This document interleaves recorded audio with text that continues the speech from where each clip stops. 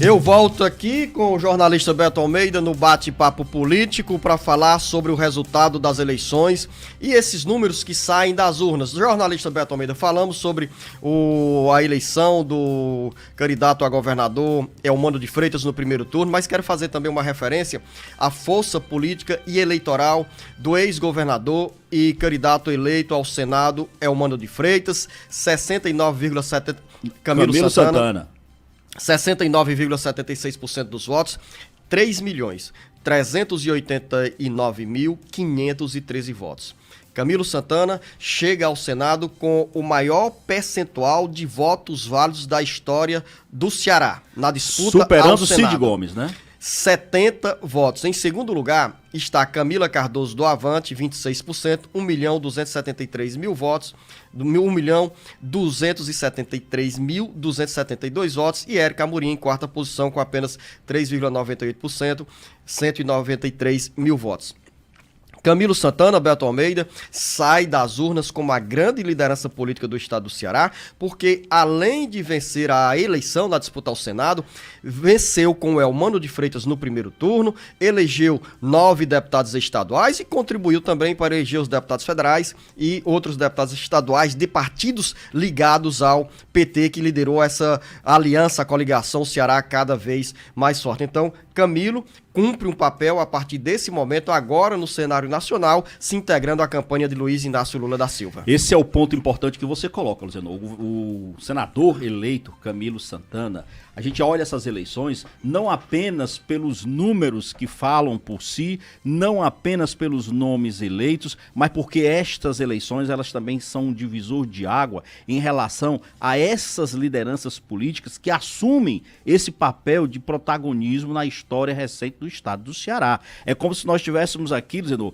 a partir desse resultado das urnas, fazendo um divisor mesmo entre quem eram as lideranças que até então vinham prevalecendo no estado do Ceará e que agora entram no radar, no cenário, essa nova geração, vamos dizer assim, e eu não estou falando apenas só de idade. O governador Camilo Santana sai sim como o grande vencedor, não tenha dúvida, foi decisivo, foi fulminante nas suas decisões, foi firme. A governadora Isolda Sela é outra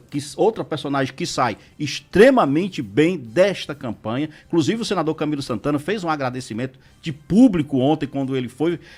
falar depois do resultado das eleições, agradecendo a governadora Isolda Sela pela forma como ela se portou, pela forma como ela conduziu o processo, enfim, são personagens que ganham relevo, e a gente tem que colocar o seguinte, que a partir de agora, personagens que eram tradicionais, que estavam aí na política do Ceará há 3 décadas, estão saindo de cena e dando espaço para outros que chegam e que normalmente a gente tem que entender o seguinte, que esse processo, ele tem sim a diferença que vai além do próprio número, dos próprios números que saíram das urnas. Como a gente sai de uma eleição olhando para a eleição subsequente, jornalista Beto Almeida, o senador eleito Camilo Santana já está com o pé dentro da campanha do presidenciável Lula na disputa pela presidência da República contra Jair Bolsonaro, isso ao lado do governador eleito Elmano de Freitas, e também aqui no outro lado da história temos o capitão Wagner, que saiu com 32% dos votos na disputa ao governo do estado, vai ser o líder da oposição ao sistema, ao grupo de Camilo Santana, e também capitão Wagner sai das urnas como nome forte da oposição na corrida à Prefeitura de Fortaleza em 2024. Capitão Wagner, que já disputou outras 2 eleições para prefeito de Fortaleza e chegou ao segundo turno. Mas antes disso tem, como você bem afirmou, um segundo turno, e aí precisa ver como vai ser a participação de cada um desses personagens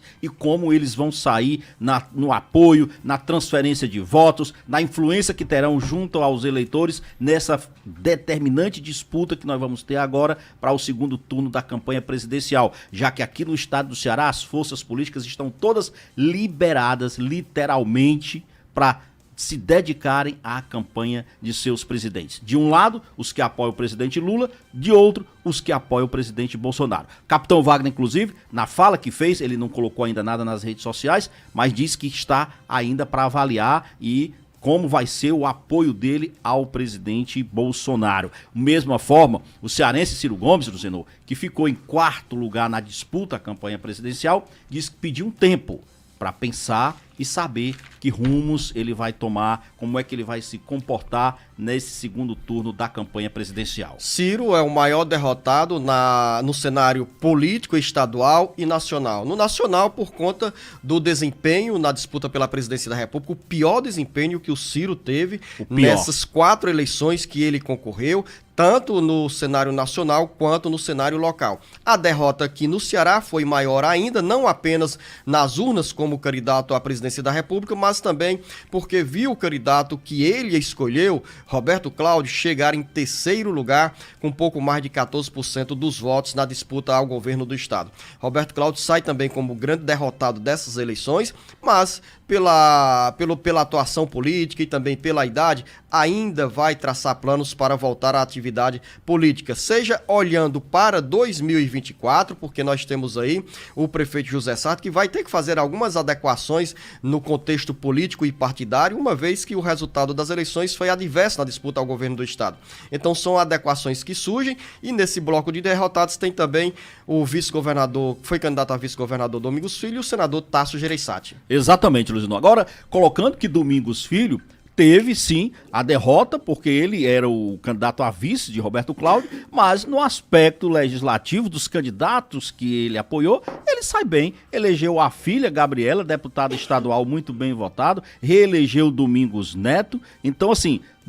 nesse aspecto, ele mantém o capital político dele importante, preservado, não tanto quanto ele esperava e aguardava, porque aí seria uma vitória completa caso ele tivesse sido eleito senador, aliás, vice-governador na chapa de Roberto Cláudio. E além disso, Luciano, a gente tem que olhar também o seguinte: o que isso representa na realidade quando a gente teve as mudanças e as representações que se alteraram tanto na composição aqui da Assembleia Legislativa, que dos 46 deputados estaduais, Luciano, 12 com mandatos já há algum tempo aí na casa não conseguiram a reeleição, e na Câmara Federal, pelo menos 4, né, deixaram de renovar os seus mandatos. Então, isso tem influência. E a gente tem que ver, por exemplo, nós vamos já ver esses números aqui e analisar, no caso, Antes de você entrar porque eu estou aqui olhando para o relógio, Beto, e controlando a crise alérgica que impede para a voz aqui de dar sequência nesse ritmo que eu gostaria com você. Mas a gente já vai falar de eleição presidencial também, né? Nós vamos fazer o seguinte, olha, porque nós estamos nesse segundo bloco aqui falando sobre derrotados, vitoriosos, e eu quero fazer referência ao ex-senador Eunício Oliveira, que foi derrotado em 2018 na disputa pela reeleição ao Senado, passou 4 anos aí mergulhado nos bastidores e voltou agora. Ele se elegeu deputado federal com 188.267 votos, é o único nome do MDB, a Câmara Federal, como representante do MDB do Ceará na Câmara Federal, e ele que tem uma proximidade muito grande com o senador eleito Camilo Santana, e foi também um dos avalistas da aliança puxada pelo PT, que teve como um dos integrantes o MDB, que indicou a Jade Romero como vice na chapa de Eumano de Freitas. Então, o Eunício Oliveira entra também nesse rol de lideranças políticas que saem vitoriosas e reconquistam o poder político no Ceará e também no Brasil. E olha, Luciano, ele poderá, inclusive, ter essa sua força política ainda ampliada, já que o senador Eunício Oliveira tem aí uma proximidade grande com o ex-presidente Lula, de quem foi ministro